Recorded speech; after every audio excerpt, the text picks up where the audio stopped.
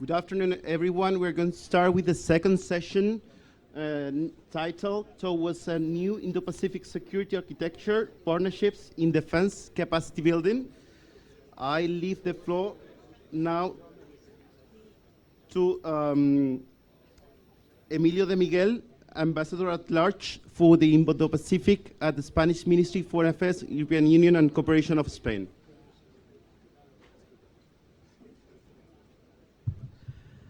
Good morning, everybody. Spain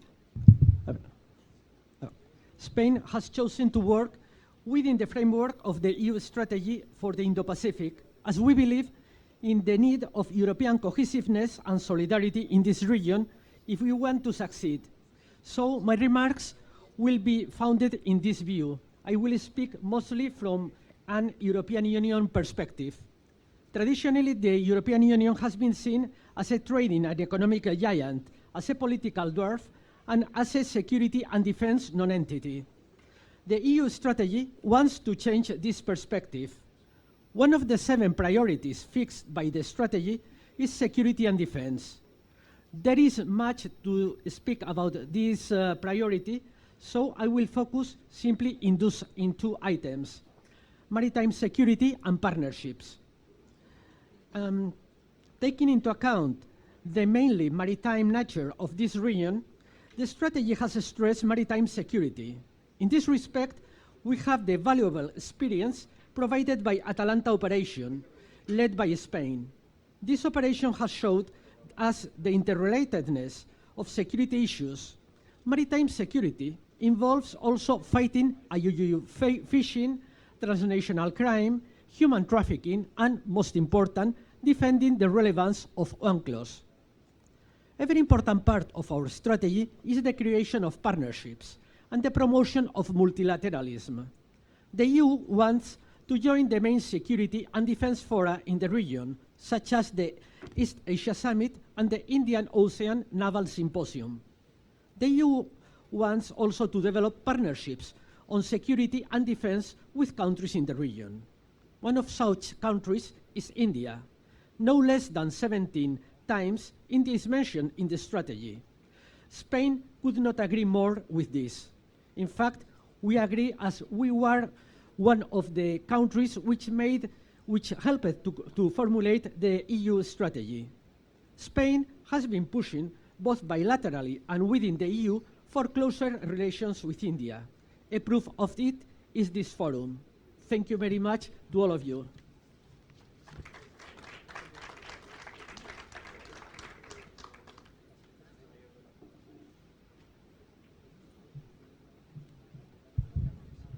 Thank you, Ambassador de Miguel. Now I welcome with our gratitude Joint Secretary, Oceania and Indo-Pacific of the Ministry of External Affairs of India, Ms. Paramita Tripathi.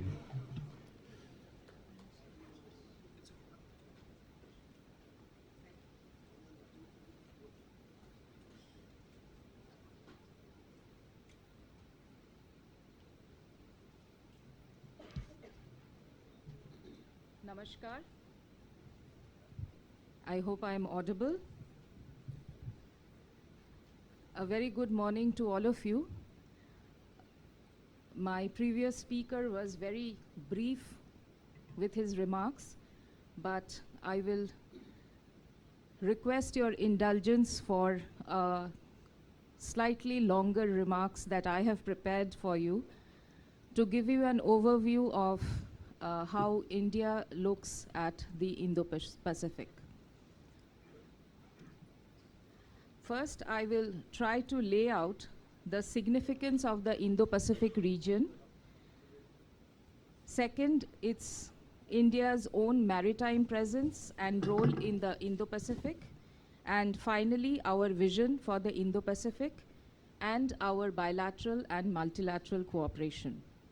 Before I start, a very good morning to all, to Ambassador and to the panelists gathered here.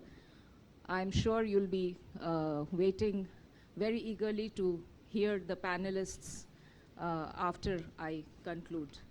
But let me begin by saying that the Indo-Pacific is now a widely discussed region, more and more not only in India, but across various countries within the region and outside of it as well, as we are seeing with Spain and the EU.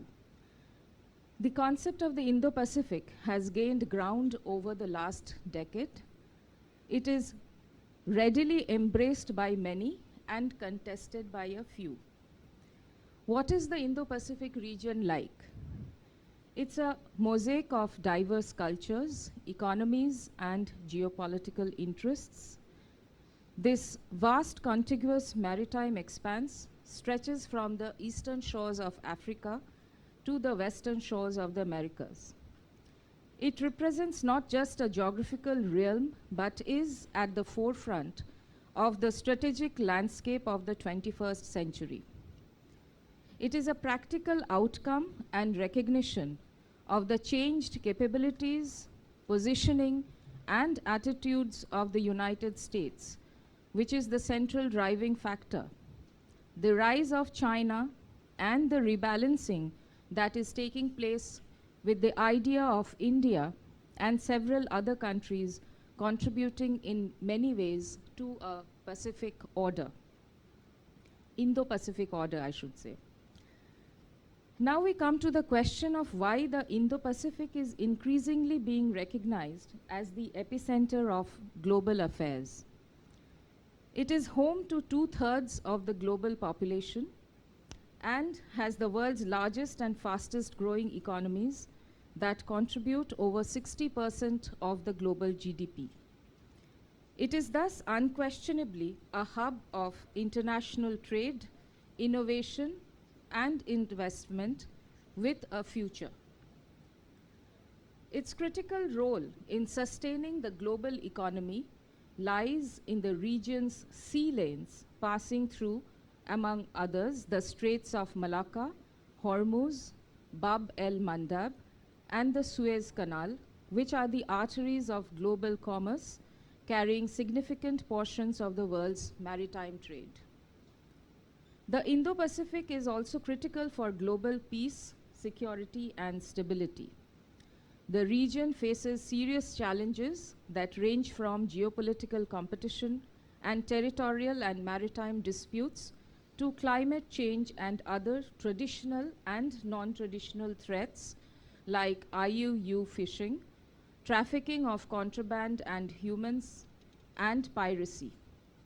The Indo-Pacific thus is a symbol of evolving global order, one characterized by multipolarity and moving parts, which makes greater cooperation the need of the region. What we see thus is that the Indo-Pacific is not merely a geographical region, but a critical space for building partnerships, enhancing connectivity, and fostering collaborations, whether in ensuring freedom of navigation or countering transnational threats or promoting sustainable development. Now we come to the second aspect of this overview that deals with how India is positioned in the Indo-Pacific. Most of you would be aware that oceans and seas have deeply influenced India's history and would agree with me that it will shape its destiny as well. Today, 90% of our trade by volume takes place through the seas. With an extensive coastline of 7,500 kilometers and over 1,300 islands between Lakshadweep in the west and the Andaman and Nicobar Islands in the east, extensive security, trade and diplomatic relationship with countries of the region and a large diaspora in the Indo-Pacific, it is but natural for India to have extensive stakes in the peace, stability, and security of the oceans and the lands around it. Sorry, I have not been audible at all. For India, Indo-Pacific in its widest sense is reflective of India's growth and emergence as the 5th largest economy. We just crossed the 4 trillion mark a few days ago. Development of its infrastructure, including roads, ports, and airports, flagship programs, including Make in India, Digital India, Skill India, and our efforts at becoming a manufacturing hub, including for technology products, and overall, its growing global significance. It is also reflective of India's growing global trade and economic engagement, and its increasing geopolitical footprint. We today do much more business to east of India than we do to the west. Many of our key partners, whether trade, economic, or strategic, are now in the east. India's Indo-Pacific vision has thus been evolving and taking shape as a natural progression of its Look East, later the Act East, and the Sagar Doctrine, the security and growth for all in the region, which was articulated by Prime Minister Shri Narendra Modi in 2015. This vision for the Indo-Pacific was articulated further at the Shangri-La Dialogue in Singapore in 2018 by Prime Minister, when he said, and I quote, "India stands for a free, open, inclusive Indo-Pacific region which embraces us all in a common pursuit of progress and prosperity." The vision also laid out Indo-Pacific as a natural region wherein two large bodies of water, the Indian Ocean and the Pacific Ocean, flow in a seamless continuum. The vision calls for a free, open, inclusive, and rules-based order in the Indo-Pacific, based upon respect for sovereignty and territorial integrity of all nations, based on also the UN Convention on the Law of the Seas, the UNCLOS, which is the Constitution of the Seas, peaceful resolution of disputes through dialogue, and adherence to international rules and laws. It is inclusive in nature and supports an approach that respects the right to freedom of navigation and overflight for all in the international seas. It is based on cooperation and collaboration, given the need for shared responses to shared challenges in the region. Subsequently, at the 2019 East Asia Summit in Bangkok, Prime Minister Modi announced the Indo-Pacific Oceans Initiative, or as we more familiarly call it, the IPOI. The IPOI focuses on a collaborative effort to better manage, conserve, sustain, and secure the maritime domain in line with India's vision of Indo-Pacific. It envisages initiatives under 7 pillars of cooperation, namely maritime security, maritime ecology, maritime resources, capacity building and resource sharing, disaster risk reduction and management, science, technology, and academic cooperation, and lastly, trade, connectivity, and maritime transport. IPOI is an open, non-treaty-based global initiative which does not envisage creating a new institutional framework. It is a structure-light and cooperation-heavy initiative.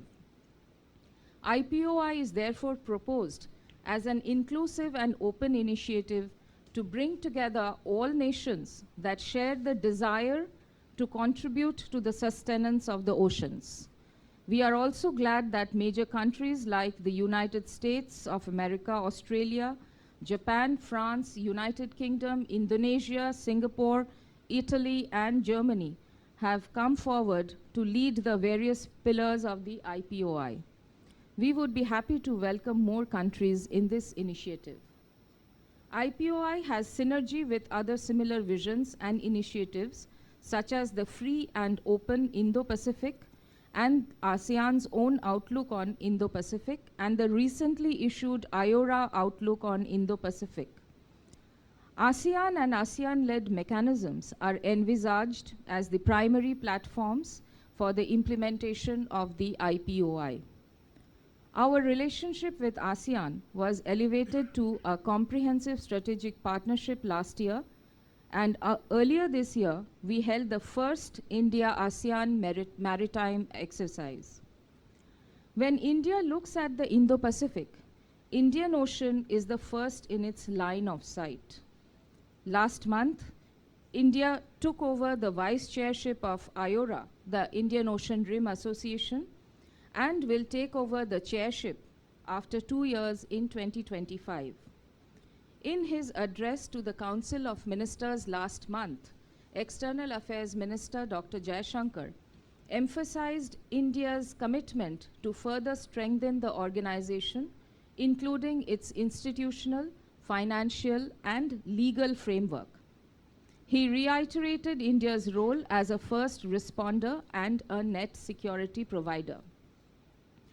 BIMSTEC, the other regional body centered around Bay of Bengal, during its summit last year, adopted its charter and decided to have summits once in 2 years. Efforts are on to further expand its work, including in areas of connectivity and in the maritime domain. India, under the IPOI, also aims for enhanced cooperation with other regional organizations like the Indian Ocean Commission, the Indian Ocean Naval Symposium, among others. The Quad has emerged as a prominent plurilateral platform that addresses contemporary challenges and opportunities in the Indo-Pacific. It has been meeting at the highest level. We had a summit in Tokyo in May, and India will be hosting the next summit in 2024. There are also other mechanisms, initiatives, and processes in the Indo-Pacific. On the economic side, the Indo-Pacific Economic Framework, the IPEF, is a significant development. It is progressing amongst its 14 members to give concrete shape to its 4 pillars related to supply chains, trade, clean economy, and fair economy. Another interesting effort is the Indo-Pacific Maritime Domain Awareness Initiative that concentrates on maritime safety, IUU fishing, and consequences of natural disasters. In the Pacific, Prime Minister Shri Narendra Modi co-chaired the 3rd summit of the FIPIC, the Forum for India-Pacific Islands Cooperation, with 14 Pacific Island countries in Port Moresby, Papua New Guinea in May this year. He announced several new initiatives reflective of our historical and people-to-people ties with this part of the world. We are committed to working with Pacific Island countries towards their 2050 strategy.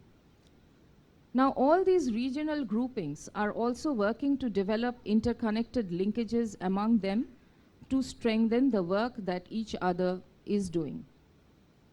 Before I conclude, I would like to draw your attention to the fact that many of the global concerns are most acutely seen in the Indo-Pacific.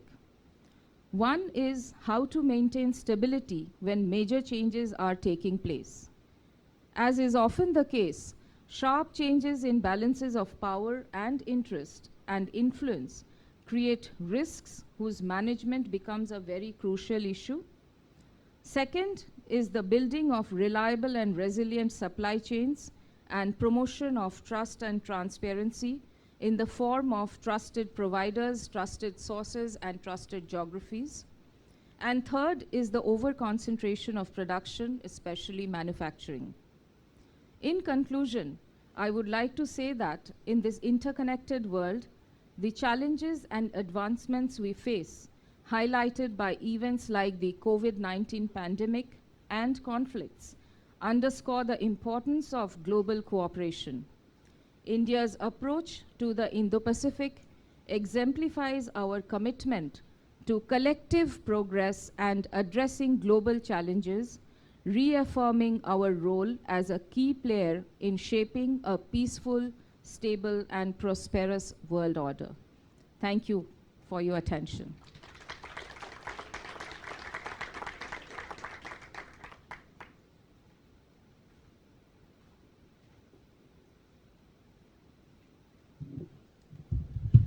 Thank you, Joint Secretary Tripathi. I now leave the floor to the moderator, Ms. Eva Borreguero, Professor of Political Science at the University Complutense of Madrid, thanking her and all the panelists for joining us today. Thank you very much, Cristobal. Can you hear me well? Yes. Good afternoon to everyone, and welcome to the meeting towards a new Indo-Pacific security architecture, partnership in defense capacity building. Today we have with us an outstanding panel of speakers to debate on how to strengthen collaboration between India and Spain in defense and security. We count among us with Mr. Abhijit Singh, head of the Maritime Policy Initiative at the Observer Research Foundation, Colonel Pardo de Santayana, Chief Analyst at the Spanish Institute for Strategic Studies, Mr. Arjun Main, Associate Vice President of Aircraft Programs of Tata Advanced System, and Jorge Tamarit, Head of the C-295 India Program of Airbus Defense and Space, and José Porto, Managing Director of Navantia, India. I will like to start pointing out the importance of the topic that we are going to address in this session. The Indo-Pacific is a concept, a vision, and a geopolitical initiative. As a concept, it shows a new way to look at the world, where the Indo-Pacific appears as a multipolar region, like ancient Mare Nostrum, where 5 continents converge, and continents with the most populated areas of the planet and the largest market for data and goods. As a vision, it advocates for the values of being free and open, basically respecting multilateralism and the international rule of law. And as a geopolitical initiative, it's a network of networks responding to another geopolitical project as the new Silk and Road Initiative. It wants to foster interconnectivity, and also because it is a concept that is not clearly defined, it has the advantage that it has a fluid and flexible characteristic, which means that different countries that want to join the Indo-Pacific, they can align according to their interests. For example, you have Australia, who is in the AUKUS, but India is in the Quad, not in the AUKUS. Then you have the minilateral, bilateral modus operandi. So this flexibility is very positive for engagement different countries. The Indo-Pacific is a relatively new concept. 5 years ago, it hardly was present in any of the official documents of the European Union. Now there are strategies for the Indo-Pacific for the European Union. Country individualists like France and Germany and the Netherlands, they have it. Initially, it was very much focused and associated, at least from European Union point of view, with commercial and economic interests. But the invasion of Ukraine and now the Israel and Gaza conflict, it makes fear that it might risk some strategic destruction from the region, from the Indo-Pacific. But as experience and history show us, economic development and prosperity, it relies on stability. Stability relies on security, and all of them evolve around the idea and the concept of defense capacities, which is what we are going to debate now. So without further ado, I will give the floor to the panelists to make an introductory assessment, and then I will pose some questions, and finally we will open the floor to Q&A. So first, Colonel Pardo Santayana, I will give you the floor. Good morning to all of you. It's really a pleasure to be in this event in India. And I would like to say that we in Spain see a strong India as a good news for world security and for the Indo-Pacific. Why this happens? Because the reality is then, when we look about global security, we have only bad news. If I had to define the situation of world security in a very simple way, I would say that since 2017, great power rivalry has gone more intense each year. So we are in a trend of a clearly deteriorating world security. Then we are very much concerned with what's happening in the field of nuclear weapons. I will not go in detail, but I suppose that everyone knows this information. And then we have more and more analysis that say that the development of artificial intelligence could put the world again in a very complex security environment. So this situation requires a very complex equilibrium between deterrence and strategic dialogue. Today, if we try to really say how we would do this, we still have no answer. How we should make this complex equilibrium between deterrence and strategic dialogue. This requires a world with a better balance of power. And one of the ways to have a better balance of power where we could have this equilibrium between deterrence and strategic dialogue is a stronger India. Because we can see that without a stronger India, this balance of power in the region and globally is very difficult. So this would be the first idea. The second idea is, after developing a better cooperation between Spain and the European Union in Indo-Pacific, probably in the future, we would be interested in having as well a cooperation in the field of Africa, in the region of Africa, which is still the Spanish priority in terms of security, because we see many challenges in Africa. One of them is the presence of Russia and China in Africa. We know we will have enormous difficulties with Russia in Africa, and probably the growing presence of India in Africa could be a positive factor and could ease the dialogue in the region for building security. These are the two ideas I would like to stress now. Now I will give the floor to Mr. Abhijit Singh.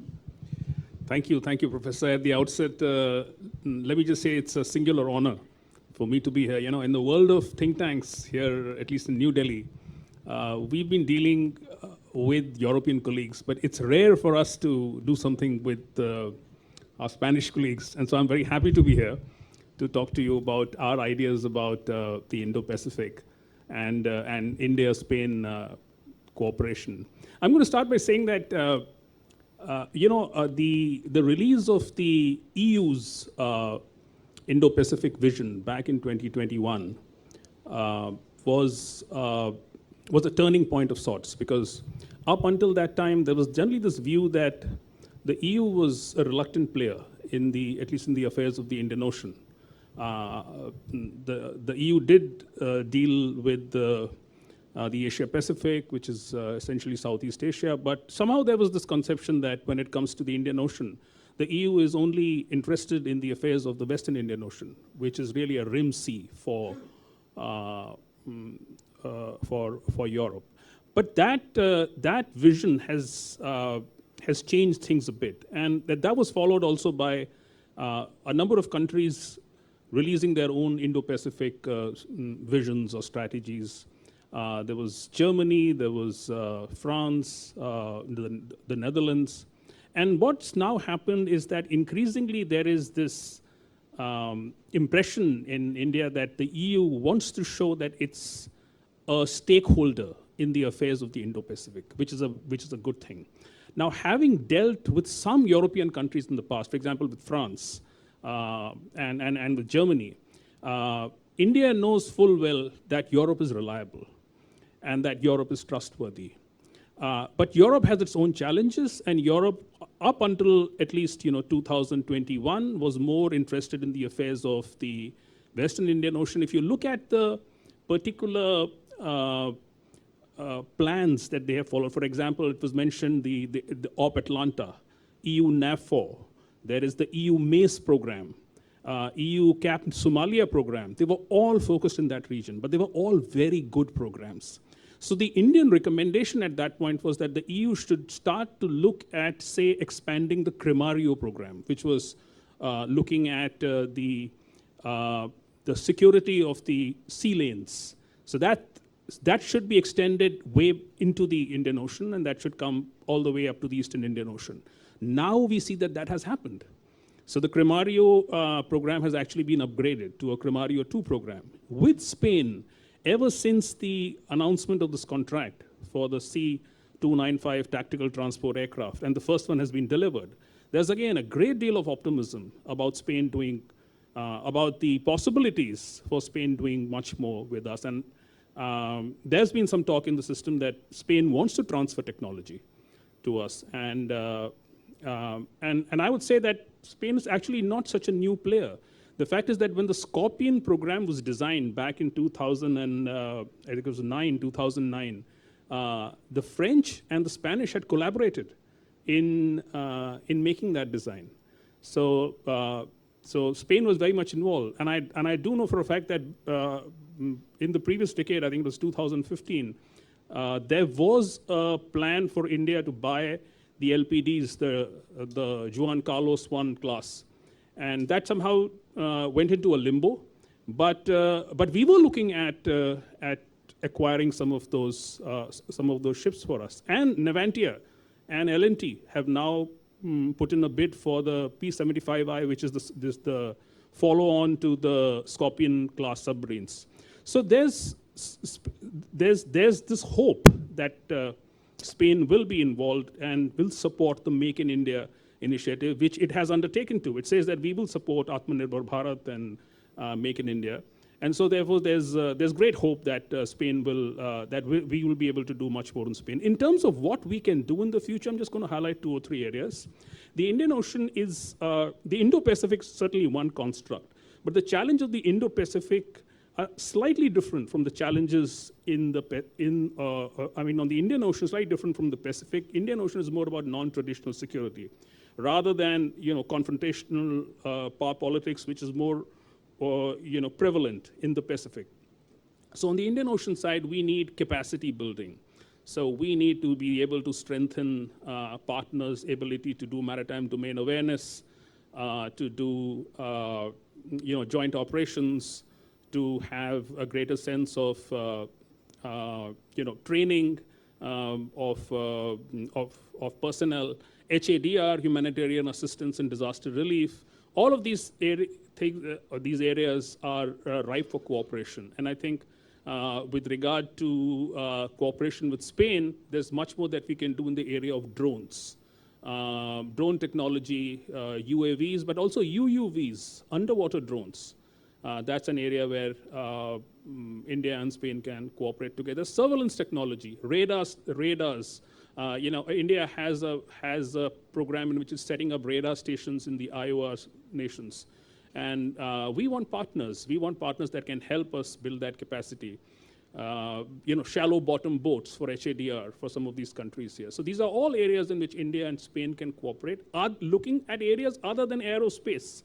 Aerospace is definitely ripe for cooperation, and we are doing so much in that area. Transfer of technology, helicopters, that's another area that in which India and Spain can cooperate. But the bottom line is this. India looks at the Indo-Pacific, when you say Indo-Pacific or say maritime security, as inclusive.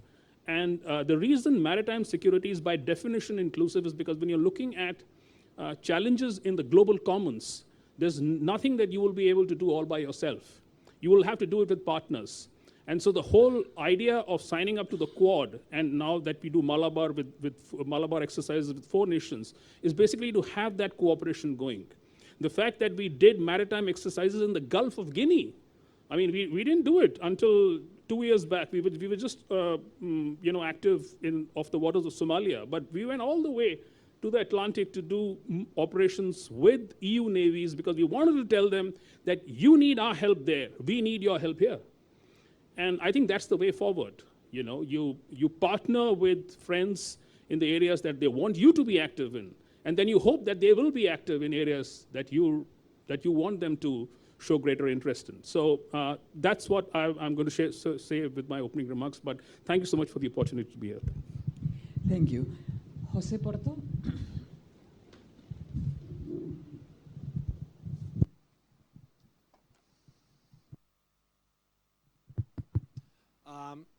First of all, I just want to thank the organization for inviting Navantia to this amazing forum.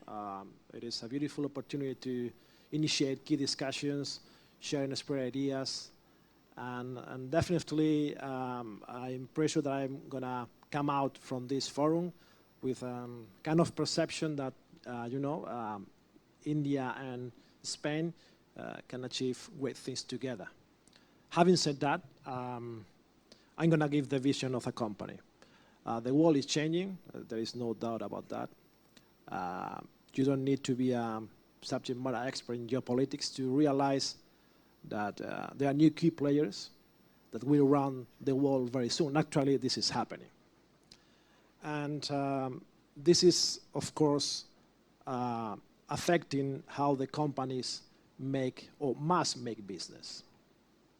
Over the last years, some countries have moved from just defining requirements of products or the needs of the mission of these products to something else. India wants to be self-reliant, as you have said, and I quite understand the reasons, and it makes totally sense. Those transfer of technology, indigenous content have become key requirements of any request for proposal that is released in defense. Finally, I just want to point out that moving from kind of simple relationship between a customer and supplier, I need a product, I'm going to give it to you, simple transaction, to something else, to long-term partnership, requires a kind of, let's say, different approach. This new approach can only be succeed if eventually at the end of the tunnel there is a win-win. And of course, takes a while to get this done. It needs to put a lot of effort, but eventually, as I said, there's going to be a win-win partner relationship.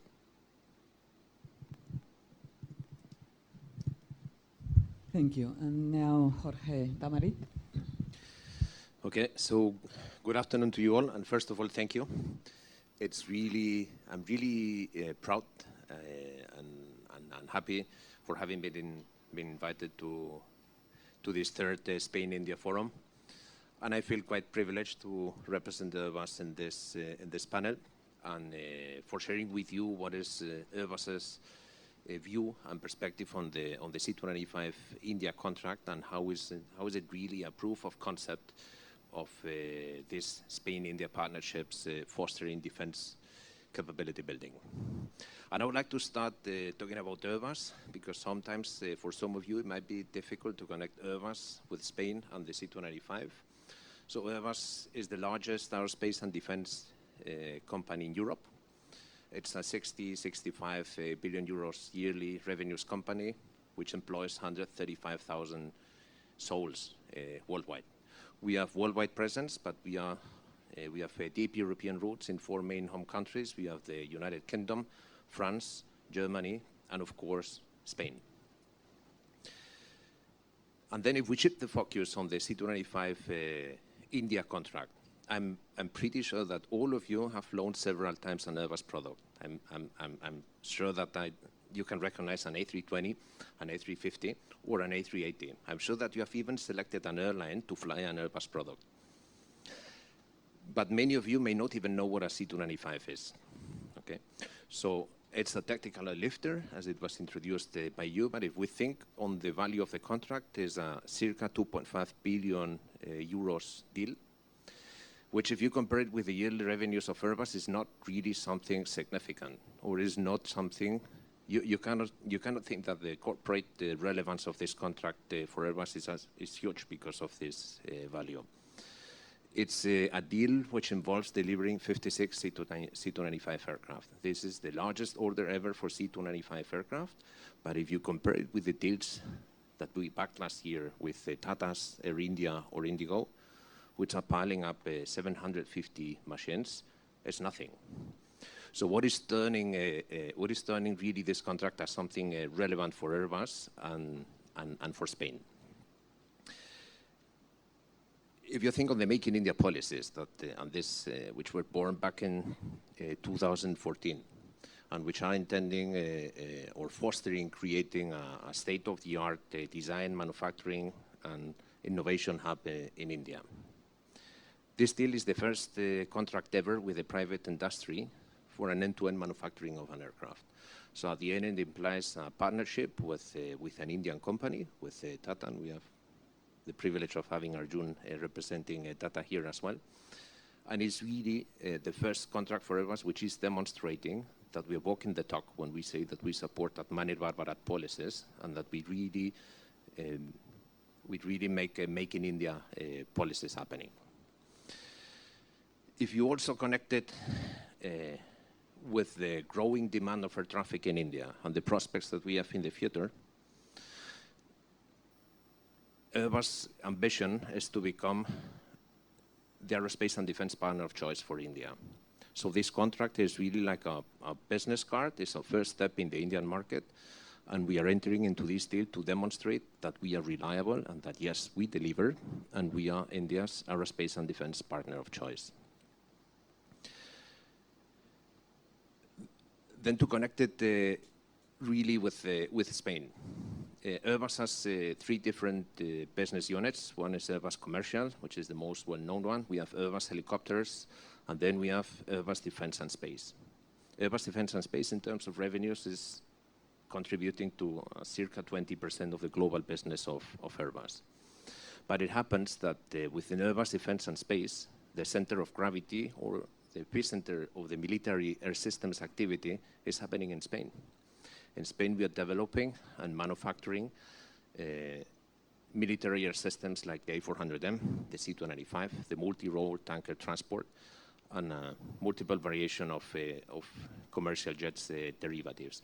So all the activity for military air systems is happening in Spain. And then when you think, and why is it relevant? So why is it relevant to develop bilateral relations or agreements between Spain and India? So first of all is the activities happening in Spain, the relationship between at an industry level between Airbus and Tata is happening from Spain. And all these contracts in the military arena are also triggering bilateral agreements, for example, airworthiness or quality assurance. So it's triggering the need, the real need of bilateral agreements within the Spanish and the Indian administrations. So we are structuring these agreements, for example, for certification of worthiness and continued worthiness of aircraft in the military environment, and we are bringing the Indian regulatory framework close to the Spanish one, and we are aligning it. We have already done that for quality assurance, and with the DGAQA, we already bring a really close both regulatory frameworks with the GAN, the Dirección General de Armamento Material. And at the end, we act as, I don't want to say ambassadors because we have a lot of ambassadors here, but we can be proto-ambassadors or pseudo-ambassadors between the Spanish and the Indian administrations. But what is also really important for us is that each and every time that we deliver an Airbus product, and being Airbus and representing Airbus in full and not only Spain, we are representing the Spanish industry.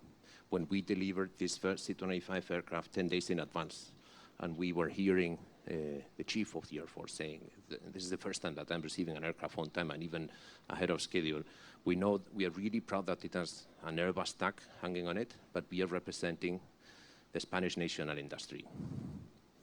And the message for the industry is that we need to demonstrate that we are reliable because we are the ones that can give content to this Spain-India bilateral relationships, and we demonstrate it with facts and delivery.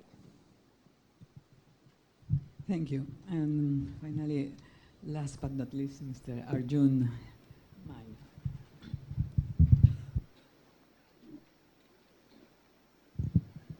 Hello, I'm audible.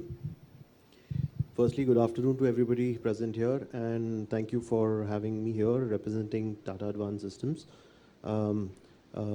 It's slightly difficult to catch up with such a context that's been set with my esteemed colleagues here. But the only thing I like to add, and for reflection for all of us, is the context in which we're having these conversations and the projects like the C295, which is a very long-term partnership between Airbus and Tata. The context is, let's say, twofolds. There is obviously a policy level conversation around what happens between Europe, between Spain and India and the Indo-Pacific. That's a much larger subject which a lot of very senior colleagues have been speaking about during the day. So I won't speak about that. But behind policy, there is industry and the pure economic aspirations of the country, especially from an India context. I can speak for that. And as a member of Tata Group, which is a $100 billion conglomerate which presents in pretty much most businesses, economic aspirations and global aspirations are, I think, one of the key things which drive connectivity between countries and companies at the end.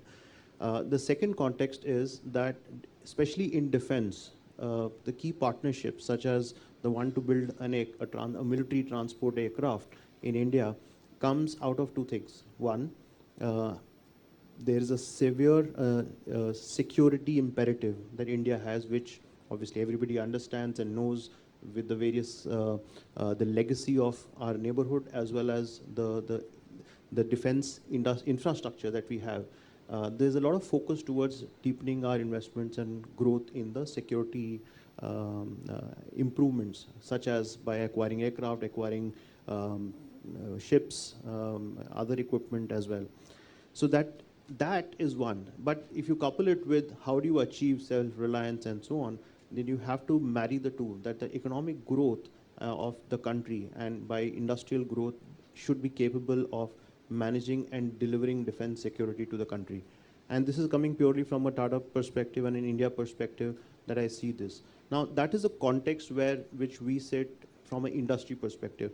Now, the fact of these two things are that when opportunities like an opportunity to build a plane come, companies like Airbus, and which are global #1 in their own businesses, they need to have the right partnerships and the right value systems to find partners in India. And I think that's where companies like ours, Tata's and some of the other large organizations in India have been stepping up. So in the last decade or so, what you've seen has been significant growth in industrial capacities in India, focused on manufacturing and focused on high technology areas like aerospace. And I particularly talk about aerospace specifically, because the path to growth is not just to wait and see that the policy makes you want to make in India. The path to success is to deepen your own focus in an area where you're part of a global business, a global supply chain, and then you're leveraging those expertise, your exposure, and the experience of people doing things to start doing work with companies like Airbus. And that's possibly exactly what we've been able to do and prove as partners. Because otherwise, you cannot deliver value. And we're talking about demonstrating with facts and data that you can make an airplane and make it fly and demonstrate that. That can be done only when you look beyond just the opportunity and looked at a much deeper ecosystem. Now, with that context, we're here talking about building defense capacities. So my bottom line and closing remark to this context is that defense security, defense partnerships between countries, regions will happen only if the economic aspirations are also connected and are delivering and are in sync with the industrial partnerships that we're doing. So the partnerships between Tata and Airbus on a C295 aircraft is a great way to establish those defense and military capacities, because by doing that, we are building supply chains together. We are building frameworks of agreements between each other. We're bringing our regulatory frameworks together. At any given point of time, we have approximately, almost at some point of time, we'll have about 100 Indians in Spain trying to learn various aspects. We have almost a team of 30-odd people from Spain right now already in India doing various aspects. So people movement, work-to-work transfers, being part of an integrated business environment is also very important to be resilient and build the capacities in defense. Thank you. Thank you. Well, now we go to the question parts. I will like to start framing the regional space, and I will ask Colonel Paro de Santayana if could you give us a vision of the Indo-Pacific from the perspective of the Ministry of Defense that takes into account common aspects of interest between Spain and India for cooperating? So yes, the Spanish Ministry of Defense, as it has already been said, had not a priority in the past in the Indo-Pacific region. We had other priorities. Now we see in Spain that global peace and global security depends very much in this region. So the Ministry of Defense would like to use the opportunity of the activities and the cooperation that already exists so that this can be continued and deepening. And at the same time, India is becoming a key player in this approach to the Indo-Pacific. The Indian Ocean is closer to Spain and to Europe, so it is a positive approach, starting by cooperating with India to make of the Indian Ocean a secure environment. And I think it is going now in the right way, so it's trying to continue in the same direction.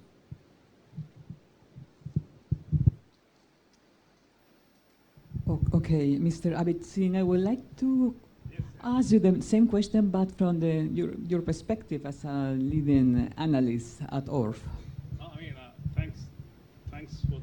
Thank you for the question. This is an interesting one. I'm just going to make this a little interesting by telling you that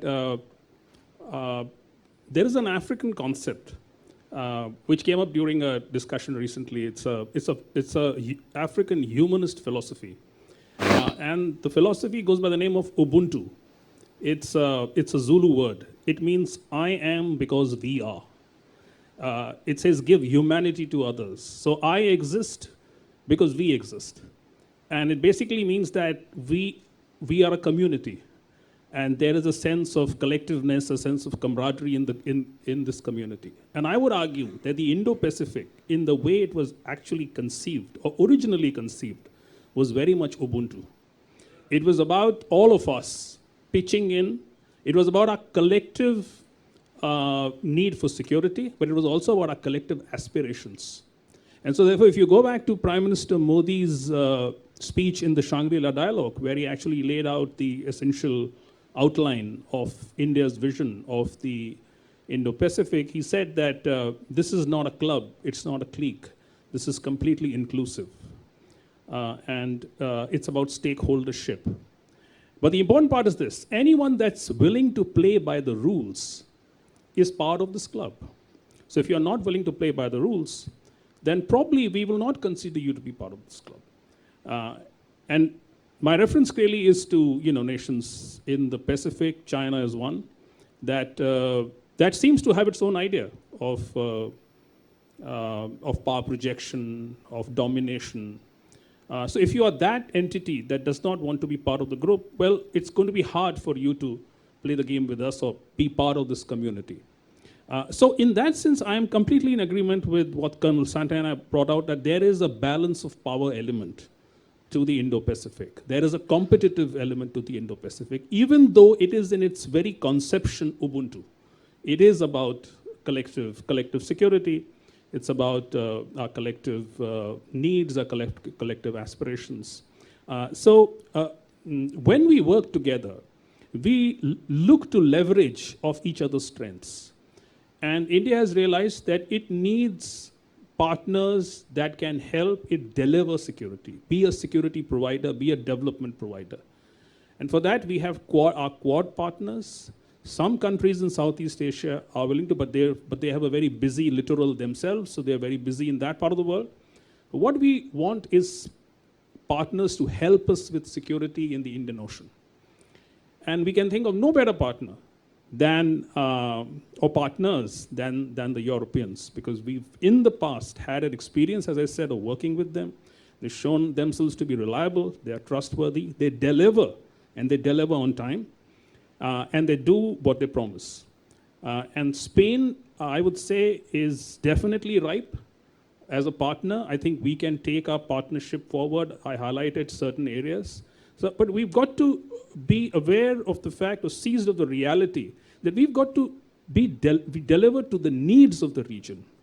So if the need of the Bay of Bengal is to work on, say, HADR, humanitarian assistance and disaster relief, and create better maritime domain awareness capabilities, that's what we should be responding to. Rather than impose our ideas of balance of power in the region. We might, between ourselves, believe that the big challenge is China, and we will try and build deterrence against that challenge. But when it comes to dealing in the region, we've got to be responding to regional needs. And about the last point that Arjun was brought out about technology, I think Arjun makes an excellent point. The thing is that in the past we realized that a lot of the supply chain integration is good. It's good. It's certainly good for the region, but it doesn't work in practice in the way it is supposed to work. I mean, in theory, this is about integrations coming all together. But when you really see the offsets model in the way we did with the US, we realized that some of the crown jewel technology actually doesn't quite find its way here. And we also don't have the systems to absorb that technology. So I would say that even as we work with the Europeans, we have got to be cognizant that we've got to work on our internal systems to be able to absorb that technology. And that's when I'm going to stop. Thank you. Thank you. Now, Jorge Porto. Navantia is a leading military shipbuilding company which has executed contracts with countries like Australia, Saudi Arabia, the US. What can the Spanish defense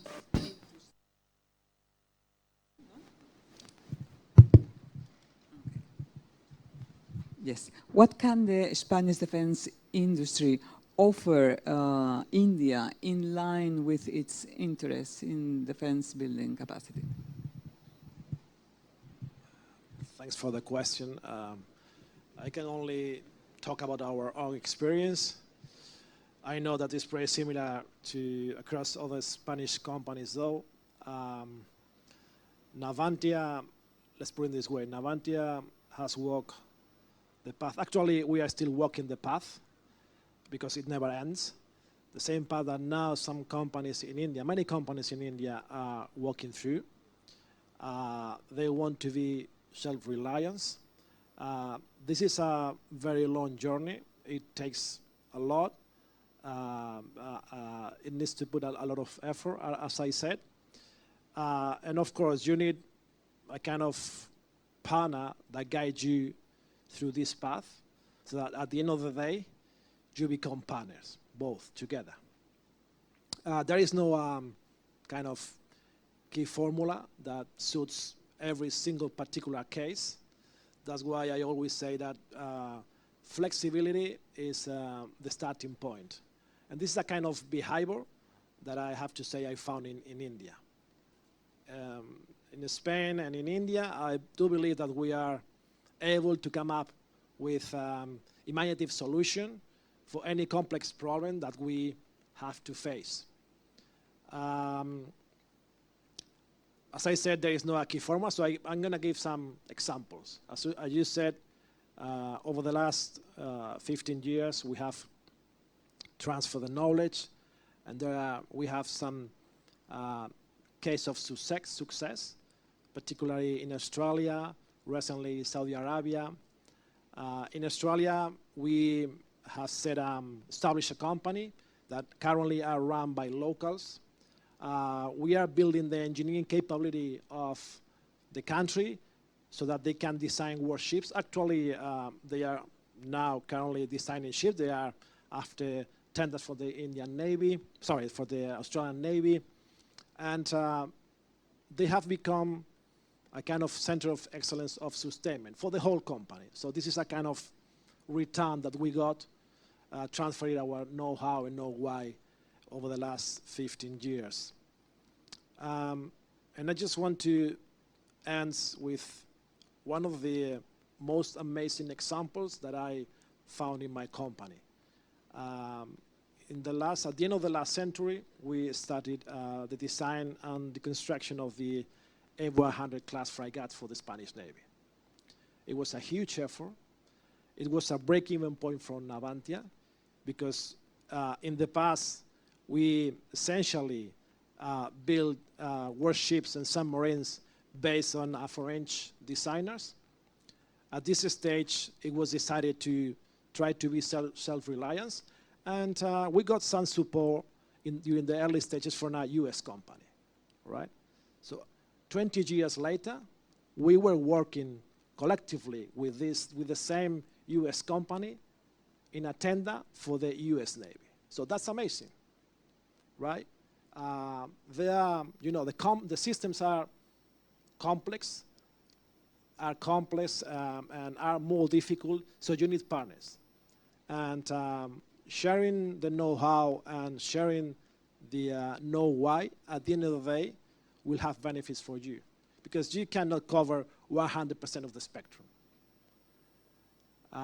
So essentially, I think that just to wrap up, we have, this is something that I share with our partner L&T. We do believe that even though there are cultural differences, we have something in common. We are flexible, and we used to have an open conversation and discussions that allow us to achieve an agreement. And we do believe that having partners is going to be the best way to sustain your business. There is no other way around. Okay, thank you. Now, Mr. Arjun Main, Airbus and Tata, they signed an agreement 2 years ago, and the first C-295 aircraft has been delivered. They have been assembled in Seville.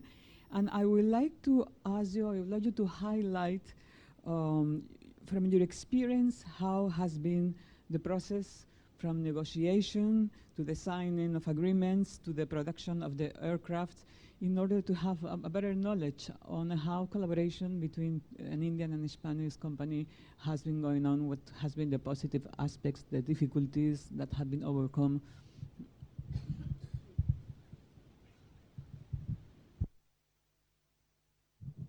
Thanks for asking that question, because it's really pertinent for this forum, and when I spoke about partnerships, it's exactly what I meant. If I actually have to reflect back, we contract started in 2021, but we started working in 2012. So we've already had, from today, we've spent more than a decade of working together between the Spanish entity, which is Airbus Defense, and Tata Advanced Systems. So I can definitely speak that over the years, I can say that first, I would really compliment the Spanish colleagues and the entire leadership there and at Airbus Defense back in 2012 to pursue what was, let's say, a moonshot. Because Indian defense industry was not doing work in the private sector, policies were evolving at best, and there was limited proof of concept being realized in defense acquisition on such projects. So in many ways, a lot of the, let's say, the pioneering effort that was put in by the Airbus colleagues was the real foundation on which the partnership started. And I would say that what was a meeting ground, and I think really is in many ways, Tata and Airbus are very similar, yet so different. It's like India and Europe, right? Europe is an aggregation of so many countries, and likewise is Airbus, as is represented by various countries. And Tata's is a conglomerate which is culturally so rich, yet we were talking with a company which is one of the smallest, youngest companies who was in aerospace within the group. So in many ways, our countries and our geographies and our companies are very similar. And as my colleague from Navantia just mentioned as well, that we are so different culturally, yet so same in terms of our flexibility and our willingness to tackle a challenge, pursue goals, and really take something on and say we make a good deal out of it. So what we've learned together culturally as well, that And it's a learning for, I would say personally as well, that the know-how and technology runs really deep in Spain, specifically in some sectors like aerospace. That would not have been classical go-to solution 10, 15, 20 years ago in India. Today, I do think, and I do agree with Jorge when he says, especially on defense platforms, Airbus Defense and Spain would be one of the #1 names that you'll think of. The fact that we are right now doing a pioneering Make in India program in aerospace is really proof of that. So the deep technology and the people resources that I think, and the entire high levels of skill development that we see across their integrated networks of universities, education system, and so on, I think that really is something which is really commendable that we see, and we want to try and learn from. Having said that, I think at the same time, the challenge, negotiations are never easy, they're never challenging. During negotiations, you will not have very pleasant views on it. I can have very nice views now that we have closed negotiation and we are actually delivering projects which come with new problems. But the common point is, I think there's extreme level of faith in what the intent is and what we're trying to achieve. We'll always have challenges, and good partners are one who will figure out each other, what each other's challenges are, and appreciate and move forward, which we've seen with our partnerships in Spain. Thank you. Thank you. And I will, Jorge Tamarit, from your point of view.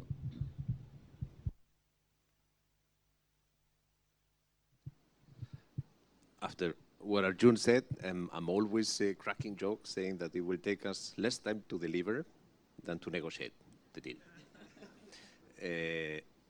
But this is, my view is that this is a one-off.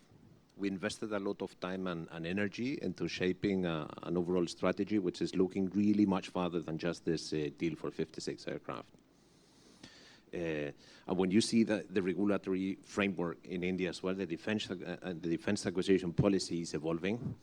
It's promoting the buy local policies, and all in all, you need to be Indian to tackle all these opportunities in India. So thanks to all this effort that both companies did in the past, we're now ready to tackle future opportunities. Okay, and I would like to ask a last question to any one of you. In literary terms, I would like you to comment what are the elective affinities between India and Spain, talking in terms of literature, which means what are the natural forces of convergence between India and Spain? What are the aspects of mutual attraction that make building partnership easier between the two countries? I don't know if I... You start, or you want to start? Okay, for me the first one is, and you were quoting it, Arjun, is flexibility and adaptability. For me this one is key. We have clear goals ahead of us, and we synchronize and we're acting as one. But there's another one which is really interesting to me, which is the sense of humor. We use humor a lot to align forces, and we realize that we are very close culturally to each other. And that's super powerful, and we usually don't think about that. And I'll just add maybe to that there's a lot of social connect between people to people connect. I think that really brings out the personalities, brings out appreciation of people, how different yet similar we are, and we can have a common space without agenda sometimes is really a very solid glue for partnerships. That's a very good point. I mean, I think it was the Spanish ambassador sometime back who made a very good point. He said that, in what we do in India, we're not here to promote Spanish culture. We realize that Spain and India have a common sort of cultural heritage. And I would agree with him. In terms of value systems, we're quite similar. And not just with Spain, I mean, with a number of European countries, this thing of, fairness, inclusivity, equitable development, progress, and as Prime Minister Modi says, Sagar philosophy, which is security and growth for all.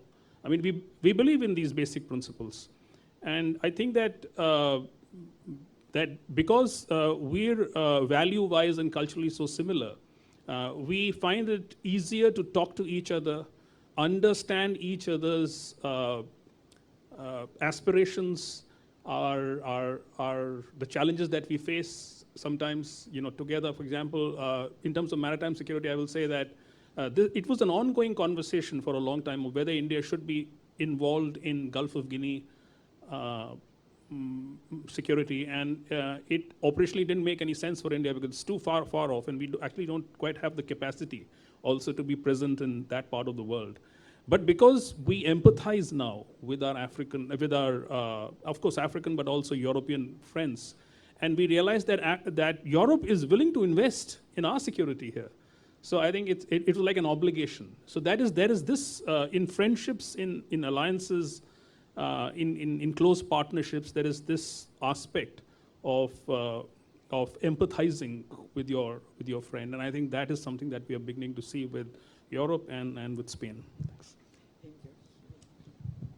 So I would say, in the same line, that one of the things we have heard repeatedly here is that India has given the name to an ocean. So there is a very strong connection between the nation and this ocean. And the Indian Ocean has been in the past the great space of connection. So India has this capacity to connect other nations, to connect with other civilizations in the terms of empathy. And Spain has a similar position because we are very much a Mediterranean nation, and we have been the nation that has connected the Mediterranean with the Atlantic. So our history is as well, the history with our contact with the oceans and the Mediterranean Sea, to connect people from other parts. And now we see that from the security perspective, we need this kind of empathy, because in both conflicts, in Ukraine and now in the Middle East, we have shown, we Western nations have shown a kind of surprise. The world is not following us. So now we need to make a huge effort so that we have more empathy, so that the rest of the world is following us, or is at least understanding us, and that we are understanding the rest of the world. So I think that this fact that we are empathetic nations, and this is similar in both nations, and it is needed. I was going to say the same of empathy, and that's true. I landed in India 1.5 years ago.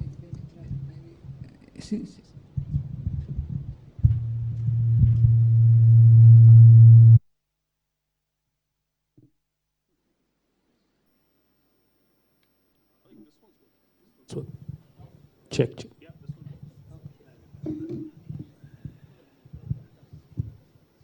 Okay, so I landed in India 1.5 years ago.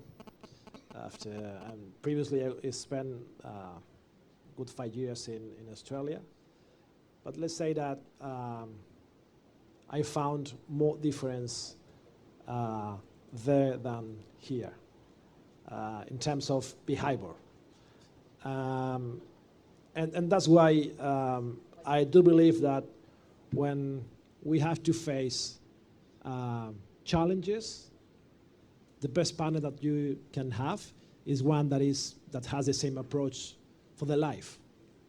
Family, friends. So this is a kind of attraction that I think we have, Spanish people and Indian people.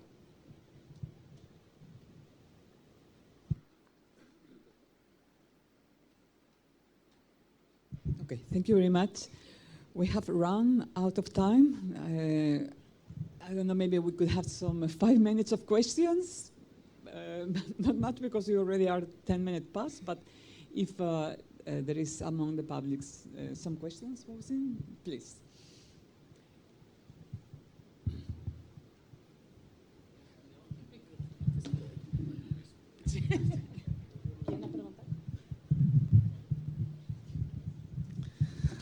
Hi, I'm Rajiv. I am from the SIA India, which is a space sector association. I'll be talking about space. I'll be understanding your perspective there. Spain has been one of the largest contributors to the ESA programs, and companies like Archimia and Integrasys or PLD Space, which is more of a startup, they've been contributing to the ESA and the NASA programs. I also would like to bring to the table the point that the ISRO, being a research organization over the last 4 or 5 decades, whatever ISRO has been done has been actually been supported and manufactured by the Indian industry, who come with this heritage of 3 to 4 decades. What I'm trying to bring in is the similarity and the potential for collaboration and the space sector between Spain and India. And so it's more of a comment and less of a question. Thank you so much for that. Hi, I'm Rahul Banerjee. I'm the Managing Director at Horizon House. We are a policy think tank. Commander Singh, a question to you. You've been speaking very highly of European partnership in the Indo-Pacific. So I would just ask you to compare the partnerships, India-US and Indo-Pacific, India-Europe in the Indo-Pacific. Who do you think is a more reliable partner in the region? Airbus. So, can I answer the question? Yeah, no. That's a bit of a loaded question, but I'm going to try and answer that. Look, the thing is this, that there were initially 2 ideas of the Indo-Pacific, to be honest. It was, the inclusive idea was very much Indian. But if you go back to Shangri-La dialogue, I mean, I go back there because that's where you heard various versions of the Indo-Pacific.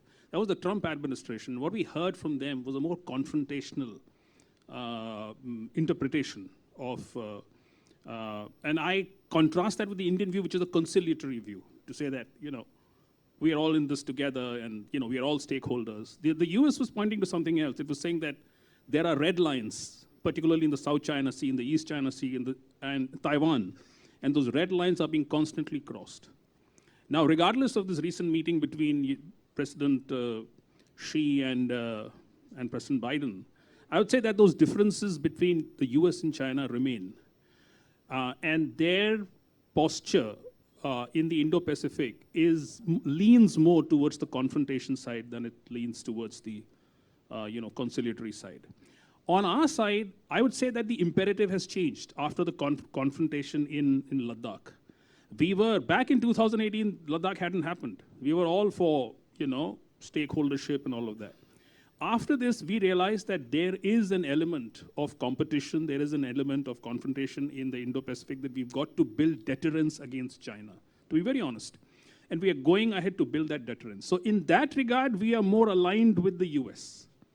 But when it comes to the Europeans, we realize that Europe has its own challenges, that the Europe is also trying to find a balance in its relationship with China, and that we cannot push Europe, or we can't hope for a partnership with Europe on the same lines as we have with the US.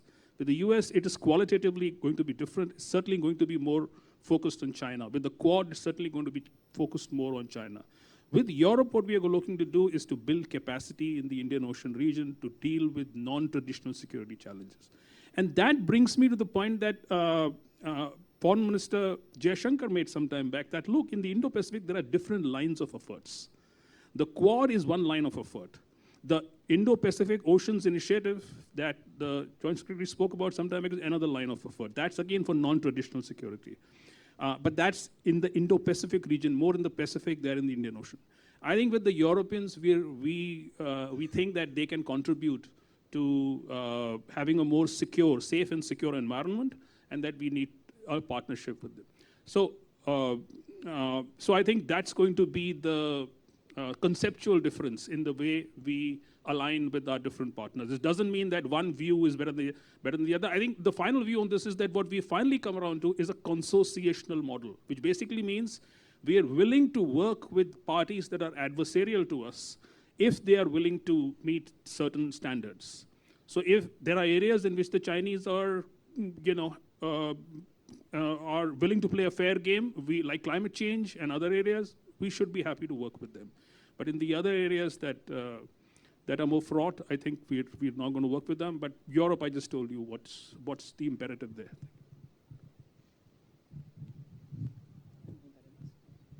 Okay, so one more question there.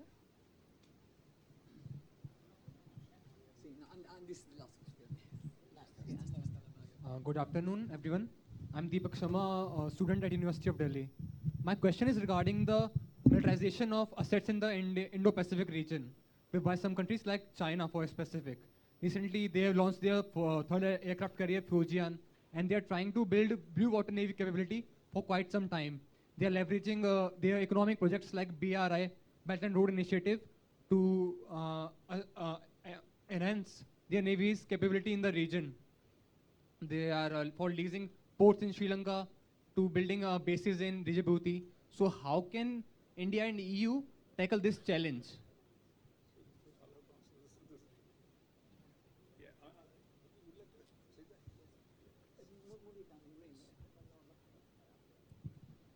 Yes, everyone knows that that China is showing every day more ambition in the field of security. And we are seeing, as I said at the beginning, that the relationship between great powers is worsening every year. So if this situation continues, if next year the relationship between China and United States intensifies in competition, we could be very close to a very dangerous moment. So it is in the interest of everyone that this relationship is not continuing to deteriorate. And in just some months ago, Kissinger, in an interview in The Economist, said we have only 5 to 10 years to solve the relationship between the United States and China because of artificial intelligence. So what should we in the European Union and in Spain do together with India? We should start to think, what are the means we can use to avoid this relationship to intensify? And I can tell you, it is very difficult to give an answer. But even if it's difficult to give an answer, we still should work in this direction. And there is a kind of need of any kind of strategic dialogue. We need to build some kind of mechanism to be sure that when there is an incident, the incident is not ending in a war, because now this is a possibility. And this will require efforts, diplomatic efforts, military efforts, deterrence. And now when we think in the past, and we remember the Cold War, one of the problems is in the Cold War we had very difficult security problems, but we had mechanism to manage this. But today we have, again, very serious security threats, but we have no mechanisms to deal with this. So our priority should be working together with India, with the United States, trying to think what kind of mechanisms we could build today to manage these difficulties. Look, I think the Chinese strategy, a very smart strategy, because it combines a military maritime strategy with an economic game plan. And what China's managed to do is that it's managed to create a real, it's managed to create an aspiration among people in Africa and in Asia for Chinese assistance. So a number of countries, you look at Bay of Bengal, Sri Lanka, Myanmar, Bangladesh, they all are happy to work with China on the BRI. So my argument would be that just a military strategy is not going to be enough. It's going to be a composite strategy that we're going to require, which is why we are now doing discussions with our Quad partners and with our European colleagues on greater connectivity in the region, working on technologies. AI is something we're increasingly working on because the Chinese are also in competition with the West on technology and AI. So as I said, that there's going to be various lines of efforts. The military is not going to be enough to counter China because they're not willing to dominate. I mean, they don't aim to dominate the Indian Ocean side in the same way that they wish to dominate South China Sea. So that's a critical difference. And so we have to have a very nuanced, layered strategy of dealing with China.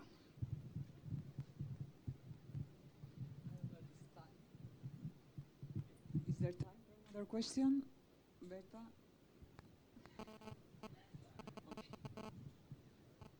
A follow-up on the last question. My name is Ramananda Gupta. I'm with Stratnews Global. I just...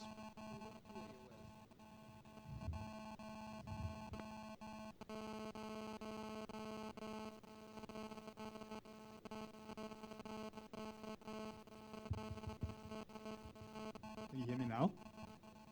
Yeah.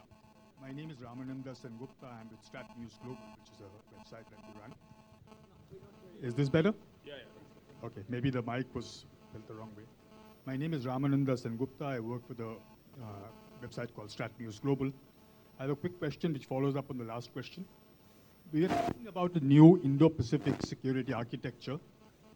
Is China the sort of main reason for this insecurity, or are there other factors which feed into this?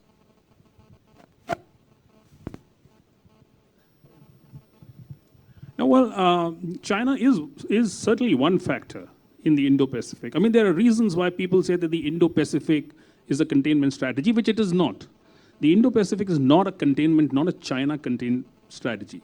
But what the Indo-Pacific is that it recognizes that China has a propensity to create trouble. And what we're trying to do essentially is to ensure that China's rise is not to the detriment of other countries in the Indo-Pacific region. That's one way of putting it. You could say this is just diplomatic speak. It's really not. It's not as if we're going to send in the forces if the Chinese try something in Taiwan. Even there, we are going to be very thoughtful about what needs to be done. And I think that the focusing on China actually takes the attention away from other pressing challenges in the Indo-Pacific region. And a lot of them have been outlined in the Indo-Pacific Oceans Initiative. You know, conservation, HADR, the environment, climate change. There are all of the countries, the Maldives recently made a formal request at the UN to say that, our country might actually go down under in the next 10 or 15 years. Something needs to be urgently done about it. Similarly, the countries in the South Pacific all care about livelihood issues and climate change issues. So I think just focusing on China is not the right thing to do. I would say in the same way that if we only focus on this relationship, then this relationship will deteriorate. So we can make a reality of the threat, and we could make things worse. But one lesson we have learned in the last crisis in Israel and Gaza is that we have to be prepared for surprises. We don't know what will be the next crisis. And when great powers have such a bad relationship as we have today, conflicts are easier to come out of the problems. I'm convinced that without this tense relationship between the great powers, we would not have the war in Ukraine nor the crisis in Gaza. So next year we could have a new crisis. Now we have every year one crisis. In Ukraine, 22, in Middle East, in 23. The next crisis could be in this region and not necessarily with China. So we have to look at the security perspective from a more flexible and wide way.